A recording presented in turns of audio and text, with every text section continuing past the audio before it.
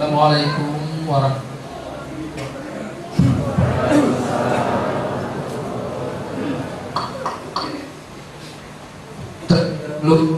wabarakatuh. Kita puji dan syukur kepada Allah Subhanahu wa taala yang mana pada siang hari ini Allah berikan kesehatan dan pada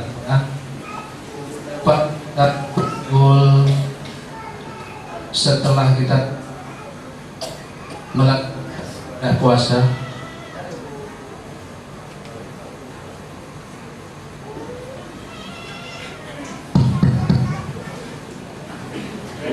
Ini Allah telah menyuruh saya untuk sebagai yang pertama sekali, yang kalau disebut orang sebagai halal bil halal. Masalahnya karena saya dalam beberapa hari raya itu tidak berada di tempat, jadi jemaah-jemaah yang ingin datang ke rumah juga ada, tetapi saya tidak ada. Saya mohon maaf, karena bagi saya apabila sekelompok orang nanti saya perbolehkan sedangkan yang lain tidak, ini kan jadi masalah. Lebih bagus tidak semua. Jadi pada hari inilah kita membuka pengajian ini sebagai dapat dikatakan sebagai hari halal bil halal, saling maaf bagi kita semua. Bapak-bapak dan ibu-ibu jemaah Tharikatullah yang saya hormati, hari kemenangan itulah orang yang telah dapat melaksanakan ibadah puasa itu dengan baik. Allahu Akbar, Allahu Akbar, Allahu Akbar, walillahil hamd. Sebagaimana yang telah saya sampaikan kepada bapak-bapak dan ibu-ibu, puasa itu bagaimana sesungguhnya? Tanpa kita sadari, tanpa ibu sadari, tanpa bapak sadari, saya telah mengajarkan kepada kita semua. Bukan saya menyuruh bapak untuk berpuasa 30 hari dalam setahun, tapi tanpa ada bapak dan ibu sadari, saya membawa bapak dan ibu untuk berpuasa 365 hari dalam setahun. Kalaulah hanya kita melihat puasa itu hanya pada bulan Ramadan, itulah sekedar menahan lapar dan haus. Puasa itu, arti puasa itu menang. Yang sebenarnya dikatakan menang lah ada yang kita kalahkan. Apa yang kita kalahkan? Adalah hawa nafsu. Jadi hawa nafsu itu tidak hanya sekedar pada bulan Ramadan saja harus kita kalahkan. Arti kalah dalam hal ini bukan dibunuh, ditaklukkan. Kalau dalam suatu perperangan bukan mesti kita membunuh, tetapi lebih baik kita menaklukkan. Kalau ada pembunuhan, ada emosi, berarti ada dendam. Tetapi dalam kita menaklukkan itu, seperti kata Rasulullah, man arafa nafsahu faqad arafa rabbahu. Barang siapa tidak mengenal akan dirinya, maka dia tidak mengenal akan Tuhannya. Diri kita itulah nafsu. Itulah yang harus kita tundukkan. Itulah yang harus kita taklukkan. Kalau hanya sekedar kita berpuasa 30 hari, kita lihat sendiri saja, sebulan penuh masjid, itu pun sudah pertengahan mulai sunyi gitu. Tapi mudah-mudahan pengajian kita ini makin hari makin bertambah. Nah, ini menunjukkan bahwa hakikat dari puasa itu telah kita laksanakan dari awal sampai akhir, dari zahir sampai batin. wal awalu wal akhiru wal zahiru wal batin wa huwas samiul alim. Begitulah Allah, begitulah awalnya kita, sebagaimana itu sendiri mengajarkan awaluddin ma'rifatullah. Ini ingin saya sedikit menyampaikan sebuah pantun, sebagaimana saya menyampaikan kepada bapak-bapak dan ibu-ibu tentang awaluddin ma'rifatullah. Marilah kita kembali ke dasar Islam, mengasuh rohani, jangan tenggelam, mengingati Allah siang dan malam, supaya terbuka tirai yang gelap. Dalam pepatah Melayu juga ada mengatakan, Gurindam 12 yang dibuat oleh seorang Raja Ali, barang siapa tahu yang empat, itulah tandanya orang makrifat. Alhamdulillah, Tarekatul menyampaikan sudah puluhan tahun tentang yang empat ini. Jadi sudah orang mengatakan dirinya makrifat kalau tidak tahu tentang yang empat. Itulah syariat, tarekat, hakikat, dan makrifat. Barulah sempurnanya. Banyak orang mengatakan saya sudah makrifat. Ukuran dia sudah makrifat itu bagaimana? Mengenal itu, mengenal apa yang kita kenal. Maka itulah di dalam semua rukun Islam yang disuruh itu adalah orang yang beriman. Ya ayyuhalladzina amanu aqimus shalah. Ya ayyuhalladzina amanu kutiba alaikumusiyam. Begitulah orang-orang. Jadi kalau kita melihat mengenal siapa, kita lihatlah rukun iman. Pertama, mengenal Allah, percaya kepada Allah. Kedua, percaya kepada malaikat-malaikat. Ketiga, percaya kepada kitab-kitab. Keempat, percaya kepada para nabi-nabi.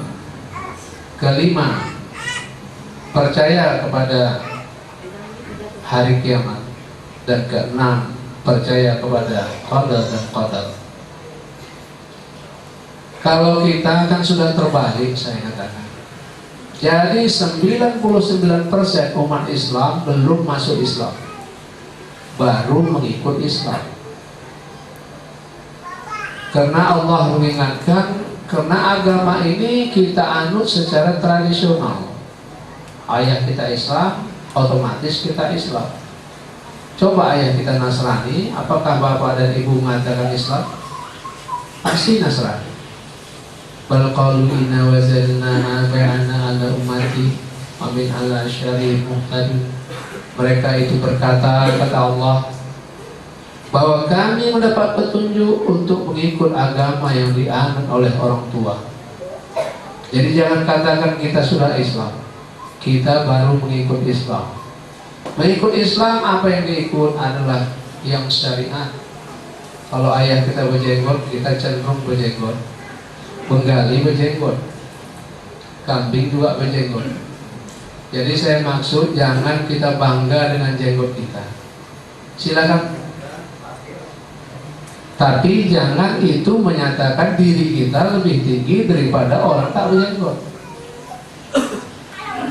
Tidak ada di dalam Al-Quran maupun hadis orang yang keningnya hitam banyak sujud dijamin masuk surga, juga tidak ada. Kenapa? Apa yang dimaksud seorang anak yang saleh?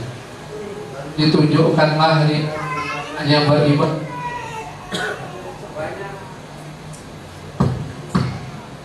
Banyak beribadah tidak menunjukkan dia seorang anak yang saleh. Karena Rasul mengatakan barang siapa beramal tidak berilmu sesat. Barang siapa berilmu tak diamalkan sia-sia. Ilmu ini bukanlah cara. Salat itu ilmunya apa? Ya rukun 13. Itu cara salat, bukan ilmu. Kalau kita melihat panduan hukum yang utama adalah Al-Quran, jangan lari dari sana. Biasanya hadis selalu menerangkan, mendukung keterangan-keterangan dalam Al-Quran yang sulit dimengerti umat. Karena permasalahannya Al-Quran itu ada dua ayat, dua bentuk ayat disampaikan oleh Allah. Pertama ayat muhkamat, yang kedua ayat mutasyabihat. Ayat mutasyabihat itulah yang dikatakan, boleh dikatakan sebagai ayat-ayat yang tersirat, bukan yang tersurat. Karena tegas Allah mengatakan di dalam Al-Quran, ayat mutasyabihat itu aku tahu. Jangan coba-coba diterjemahkan menurut hawa nafsu, hancur umat manusia. Tafsir adalah terjemahan, tafsir adalah alih bahasa. Jadi bukan karena ditafsirkan dalam bahasa Indonesia lalu itulah sebenarnya makna. Makna itu jauh, bukan yang tersuruh, kata Melayu, tetapi yang terfuruk, yang jauh daripada yang nyata ini sekarang.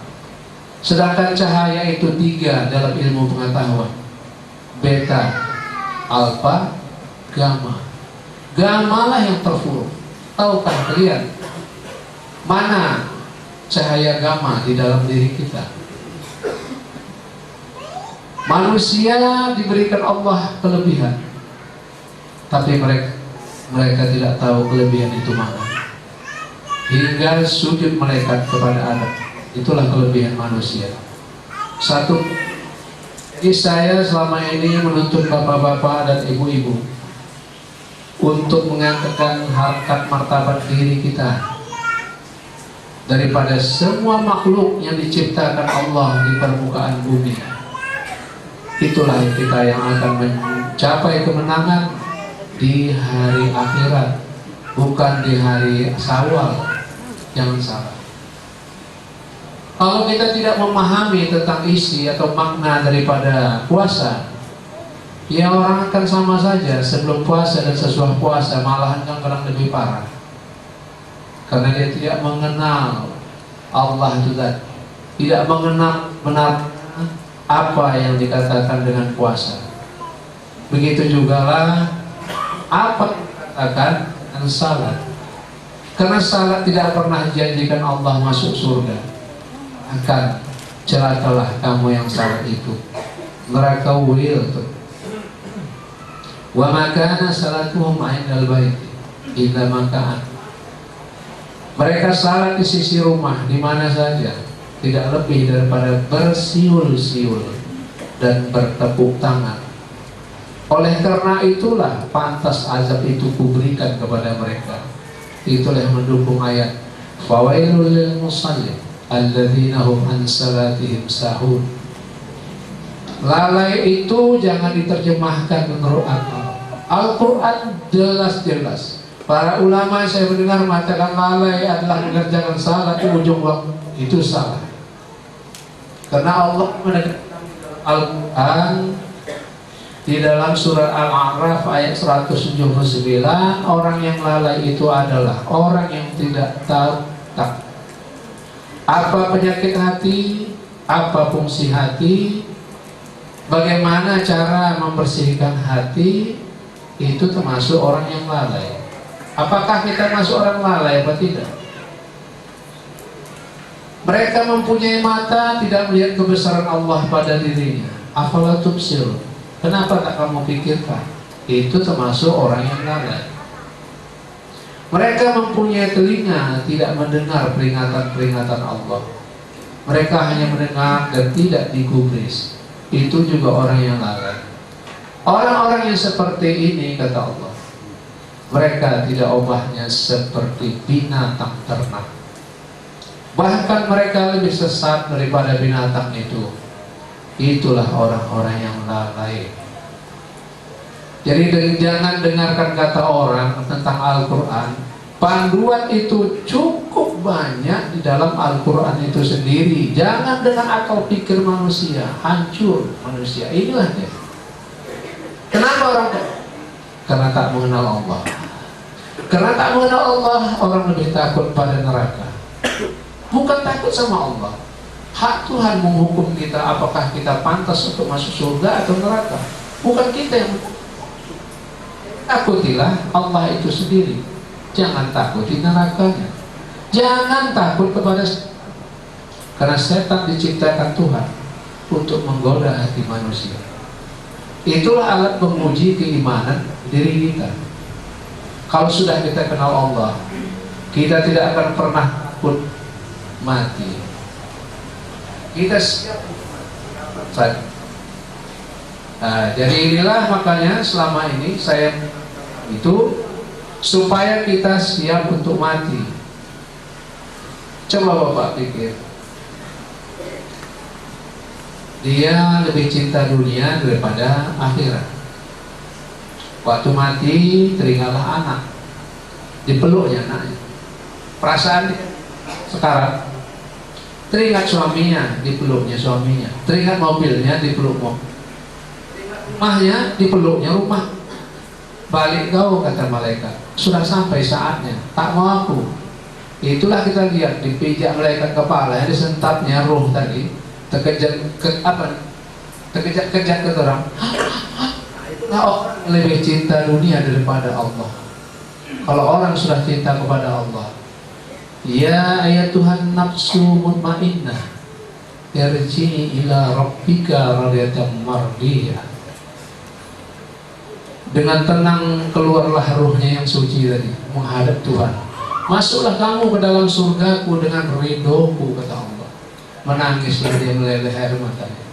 Demi Allah, orang yang seperti ini tak akan ditanah tubuhnya. Percayalah dia. Jangan kita sempat dicabut itu, tapi diseru oleh Allah. Itulah orang yang mulia. Lahum darajatun darabbihim wa rizqun karim. Diangkatkan Allah berderajat di sisinya, ampunkan dosa-dosanya, dan diberikan Allah rezeki yang mulia-mulia. Tuntunan saya selama ini, karena saya pun mengajar ini adalah dengan ikhlas, maka akan ikhlas. Jangan ada rasa kesombongan di dalam diri kalian masing-masing. Kesombongan adalah pakaian Allah. Allah murka orang yang berlaku sombong. Saya tidak suka jemaah berlaku sesukanya.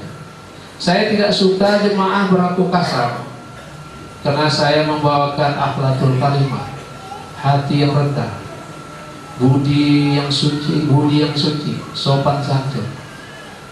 Demi Allah, itulah yang saya bawakan. Jadi apa yang saya ajarkan, nur yang ada sama saya inilah mengalir ke dalam diri kita masing-masing. Kalau ada yang sombong, silakan keluar dari Tunggal. Gak ada yang menyuruh kalian untuk sombong di sini. Jangan kalian merasa ada sesuatu lebih tinggi dari yang lain. Saya tidak suka. Biarlah Allah mengangkatkan derajat kita, tapi jangan ada di dalam hati kita merasa lebih sebenang dari yang lain. Kita sama di hadapan Tuhan. Hanya takwa yang membedakan kita. Takwa itu tak ada yang tahu. Bukan takwa itu banyaknya kita sujud, banyaknya kita berzikir, bukan. Keikhlasan.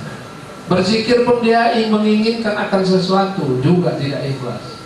Pasrahkan saja diri. Kalau dapat benar petunjuk daripada Allah, alhamdulillah. Tidak pun iya, itulah milik kita. Nah. Dan saya mengharapkan kepada kita semua, jadilah diri kita sendiri. Jangan kita mau menjadi diri orang lain. Kita dengar orang dengan petunjuk begitu, kita kepengen seperti itu. Ilmu Allah sangat luas. Jadi kalau seperti itulah semua diberikan, berarti ilmu Allah sangat sedikit. Banyak cara. Taubahnya seperti dunia. Ada sebuah novel, tidak satu jalan ke Roma. Jadi banyak jalan kepada Allah, menuju petunjuk-petunjuk ilmu-ilmu itu banyak jalan. Jadi inilah untuk hal itu, bergurulah kepada Allah. Kalau kalian berguru kepada saya ini lalai, saya lupa, saya mati, saya tidur, apa yang bisa saya lakukan? Tapi cobalah, sinatu wala naum. Allah tak pernah mengantuk, tak pernah tertidur, tidak pernah lalai dengan apa yang diciptakan. Apa yang kurang lagi? Itulah namanya jalan ini, jalan tariqatullah, jalan menuju kepada Allah. Dialah yang maha agung, dialah yang maha besar. Maka besarkanlah namanya di dalam diri kita. Dengan sendiri kita akan membesarkan namanya kepada seluruh anfusikum wa ahlikum nar, ke dalam diri kita dan juga kepada sanak keluarga. Tariqatullah tidak pernah mempromosikan diri, tetapi kita membentuk suatu manajemen level, multi level manajemen. Dari satu orang kepada satu orang, seorang ini mengambil ke orang lain, menyampaikan ke satu orang, menyampaikan, begitulah terus hingga membentuk sebuah segitiga kerucut yang dasarnya tidak ada. Begitulah luasnya. Insya Allah mudah-mudahan kita akan buktikan bahwa tariqatullah akan sampai ke seluruh dunia. Allah telah merintahkan kepada saya 4 kali sudah supaya saya berangkat ke Brunei. Wallahu a'lam, untuk apa ke sana pun saya tak tahu. Siapa yang saya tunggu? Iya, apakah Hasanul Bolkiah akan masuk tariqatullah? Malam. Tapi dalam waktu mungkin ya dari haji ini mungkin saya pikir dalam waktu dekat Allah alam saya diperintahkan ke sana. Karena saya tanya kepada Allah, ya Allah, kenapalah mesti ke Brunei? Kalau boleh saya bertanya. Padahal perintah Allah tidak boleh tanya. Jangan tanya mengapa, kenapa, ada apa, jalani. Karena dari sanalah cahaya tariqatullahnya akan tersebar ke seluruh dunia. Banyak tidak petunjuk-petunjuk Allah yang sudah sampai ke permukaan bumi? Banyak sekali. Bintang berjatuhan, cahaya dari langit berjatuhan ke bumi. Dan banyak sekali yang melihat, bukan satu orang, 2 orang. Itulah kata Allah. Dengan kejatuhan cahaya-cahaya dari langit menunjukkan bahwa tidak lama lagi dunia akan kiamat. Percayalah kalian, dunia tidak lama lagi. Membuktikan itu nasib kepada Bapak dan ibu-ibu sekalian. Nanti bukti apa yang saya ceritakan itu. Karena apa? Wal asri innal insana lafi khusr. Demi masa. Bukan Allah bersumpah kepada masa, waktu yang diciptakan, tetapi dia bersumpah dengan ketentuan waktu yang telah diciptakan. Bahwa kapan kita mati, itulah waktu tadi. Begitu juga lah bangkitnya tariqatullah. Ini Allah akan masanya. Insyaallah menunjukkan. Jadi bapak-bapak dan ibu-ibu, pada hari ini sebagaimana kita menyampaikan hal tersebut, menyampaikan tentang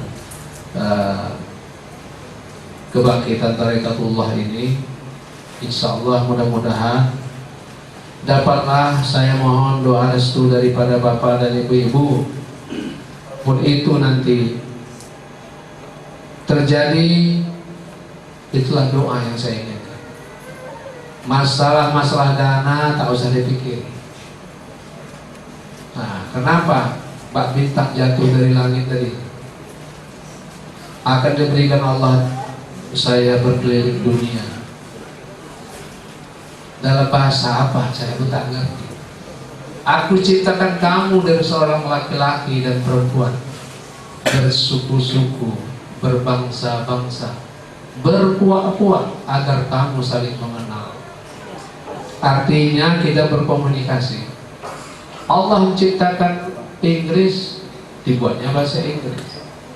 Apakah dari kalam ini akan keluar bahasa Inggris menyampaikan tentang kalimat la ilaha illallah? Apakah dari mulut saya nanti kalam Allah itu berkata dalam bahasa Urdu? Apakah dari mulut saya akan berkata dengan bahasa Jerman? Ataukah itu berbahasa Perancis? Kita lihat aja nanti. Saya pun nggak ngerti. Perintah itu insya Allah saya jalani. Jadi kita yang ada di sini Perbanyaklah mengingat Allah. Bersatu kita di dalam suatu ikatan. Tak ubahnya sebuah sapu, apabila satu lidi tidak akan pernah bisa menapiskan sedikit daripada kotoran atau sampah. Tapi cobalah sapu itu, lidi itu diikat banyak-banyak dengan tali yang kuat, insya Allah sampah itu akan bersih semua. Ikatan itu apa? Berpeganglah kamu kepada tali Allah. La ilaha illallah. Itulah menyelamatkan manusia. Al-Quran penjabaran dari kalimat la ilaha illallah. Tidak ada dikatakan orang hafiz Al-Quran surga tempat. Tidak ada orang dikatakan ahli tafsir. Tetapi orang yang mati dalam kalimat la ilaha illallah, Allah menjamin surga tempat.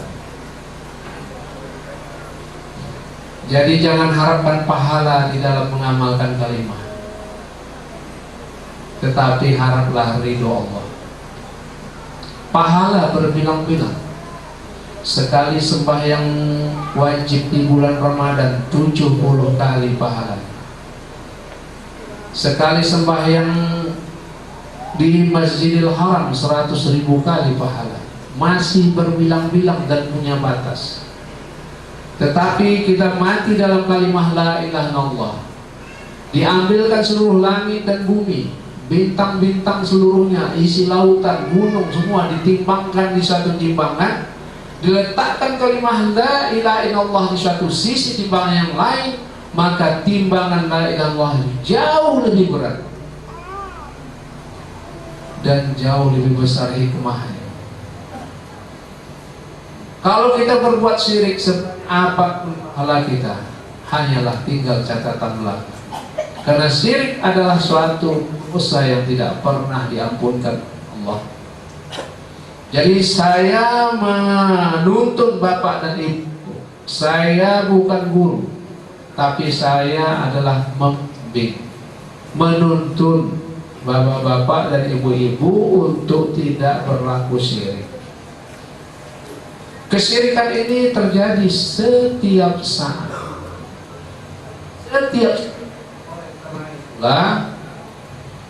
oleh karena itulah makanya saya katakan tauhid itu tidak ada orang yang mengatakan dia ahli tauhid. Sampai ada syekh tauhid itu omong kosong, bohong, jangan percaya.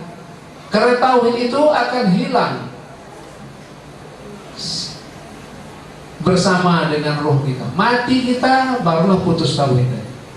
Selagi kita masih menghirup udara ini, kita bertauhid kepada Allah. Tak ada orang ahli tauhid. Karena tauhid diterapkan di dalam hidup. Jangan kita bersyirik. Dengan itulah makanya perlahan-lahan tidak dengan wujud kita baka muhalafatahu lil hawadis qiyamu ta'ala bi nafsi sama basar kalam ilmu hayat kudrat iradat syami'un basyirun mutakalimun hayyun ridun wahdaniyah. Lalu dikatakan kan kasihan deh kamu, kata orang. Betul-betul kasihan kalau cuma itu yang kalian tahu. Bagaimana menerapkan tauhid di dalam keluarga? Bagaimana menerapkan tauhid di dalam kita berniaga? Bagaimana menerapkan tauhid di dalam kita berkawan? Di dalam menerapkan tauhid kita berhubungan dengan Allah secara vertikal dan horizontal. Tauhid harus diterapkan. Wujuduka jambun kata. Bila kau merasa semua ada, itulah syirik tadi. Itulah dosa tadi. Kalau saya katakan kalau bapak dan ibu lah melihat ini syirik hukumnya, ngeri tidak? Itulah namanya syirik yang kasar mudah, yang pakai perewangan, pakai jimat, gigi ke dukun, itu syirik yang nyata. Syirik yang tak nyata nih ada di hati. Itulah makanya Allah mengatakan wa man kana wa khairan adallus sabila. Bila buta kamu di dunia ini, maka Allah bangkitkan kamu buta di akhirat. Azab yang pedihlah bagi diri. Jadi setiap amal ibadah, bila hatinya masih penuh dengan penyakit, ujub, sombong, riya, takabur, sum'ah, takkan pernah diterima amal ibadahnya.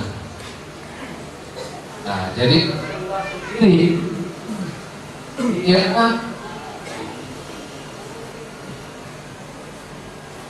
dia yang pertama sekali dibedah jantungnya di pinggir sebuah sumur oleh Jibril. Masih ingat kita kan? Masih kecil ya, lebih kurang berumur 13 tahun. Yang pertama sekali dibersihkan qalbinya. Baru kepada dia ditanamkan tauhid, awaludin ma'rifatullah. Setelah itu barulah dia diperintahkan untuk mengambil salat. Barulah turun puasa.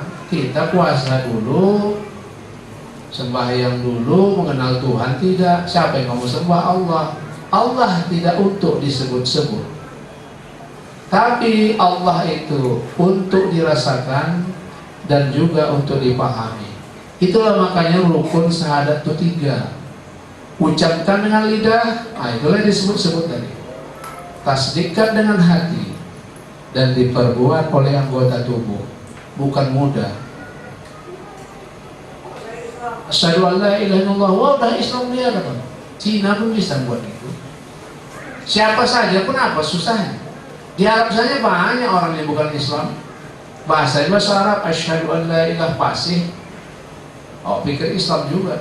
Islam letaknya di sini, bukan di lidah. Orang yang mengenal nama Allah tapi tak mengenal samalah dengan kafir. Jadi banyak pengaruh-pengaruh dari ajaran agama lain tak pernah kita takuti. Tapi pengaruh-pengaruh budaya dari luar itu yang kita takuti. Padahal agama itulah sumber utama yang menguatkan budaya. Baiklah, saya sampaikan sedikit kepada dan Ibu.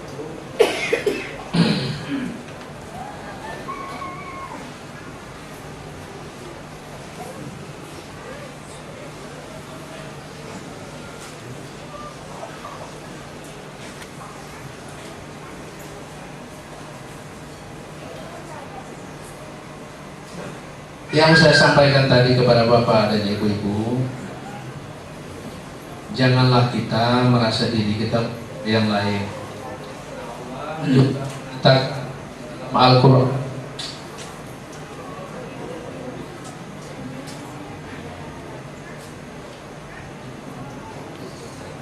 orang-orang yang beriman, janganlah kamu menghina orang lain. Coba banyak di tes. Jadi maaf aja lah Pak, ini tak siap.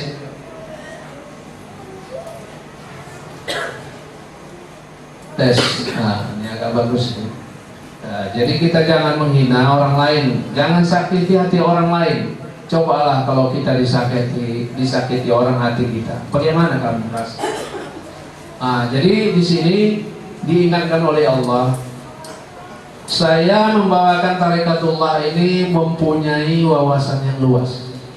Jangan menjadi orang yang picik dan menjadi orang yang fanatik. Saya tidak suka. Biar Bapak dan Ibu mempunyai tingkat pendidikan yang tinggi.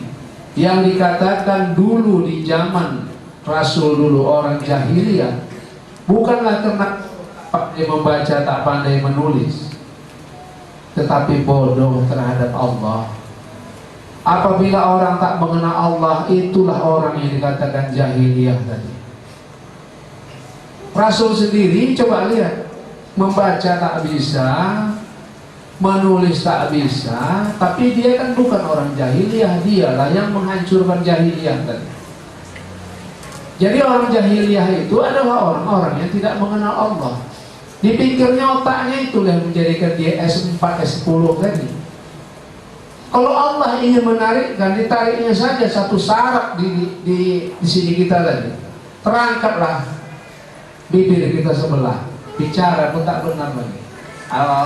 Siapa yang pernah? Siapa yang bisa mengerti? Pernah kalian memikir tentang hal itu. Semuanya datang daripada, bukan dari siapa-siapa. Kita hanya memegang amanah. Jangan tinggalkan Tuhan dalam kehidupan, karena Allah tidak pernah meninggalkan hamba. Hamba yang meninggalkan Allah, sadarilah itu. Bila aku meninggalkan hambaku, kata Allah, bisakah dia menggerakkan bibirnya itu? Bila aku meninggalkan hambaku, bisakah dia bermohon kepadaku? Bila aku meninggalkan hambaku, bisakah dia menyembah kepadaku? Tidak bisa. Roh itulah zat Tuhan yang ditiupkan ke dalam diri kita. Itulah nur zat Allah itu. Jangan tanya kemana-mana, karena Allah jelas mengatakan, apabila orang bertanya kepadamu tentang roh, katakanlah rahasiaku tidak kuberi melainkan sedikit.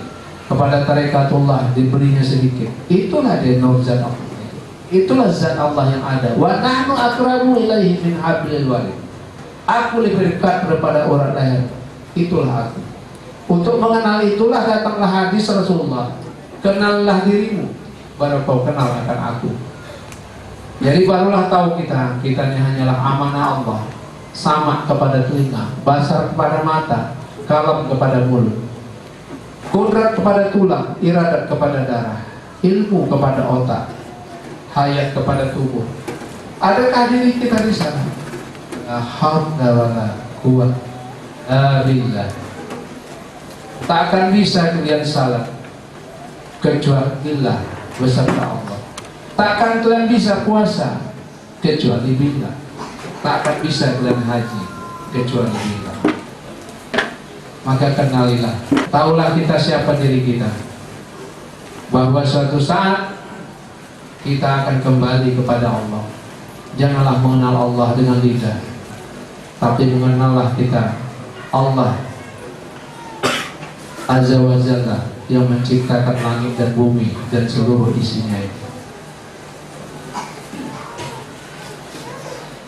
Jadi saya lebih minta maaf kepada Bapak dan Ibu. Mungkin hari ini pakaian saya agak berlebihan, tapi ini karena perintah Allahnya.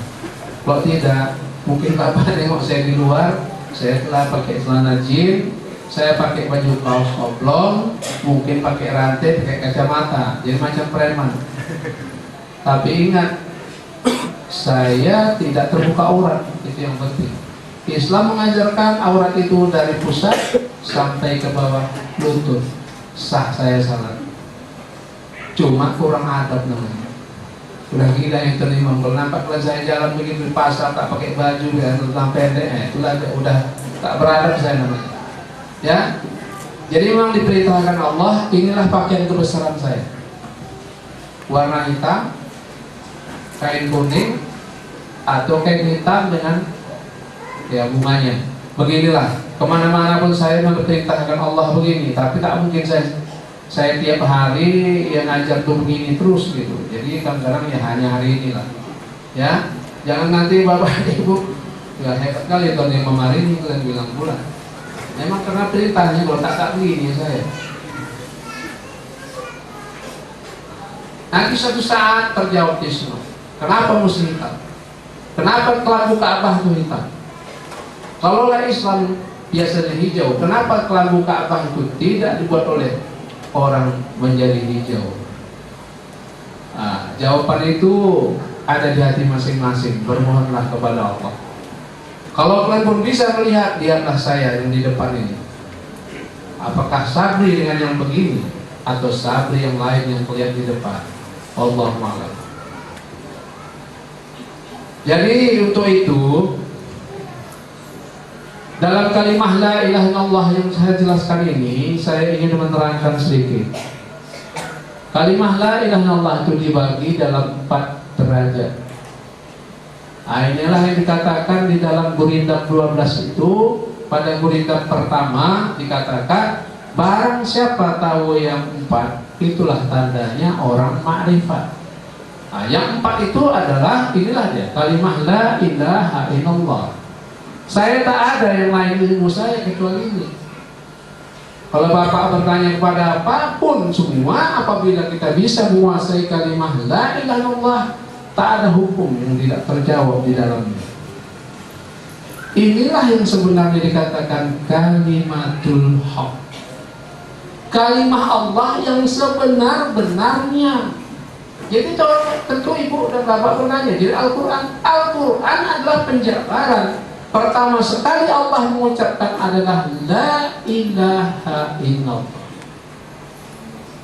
Gak perlu saya ceritakan bagaimana prosesnya, karena itu rahasia, kecuali Allah memberitahu.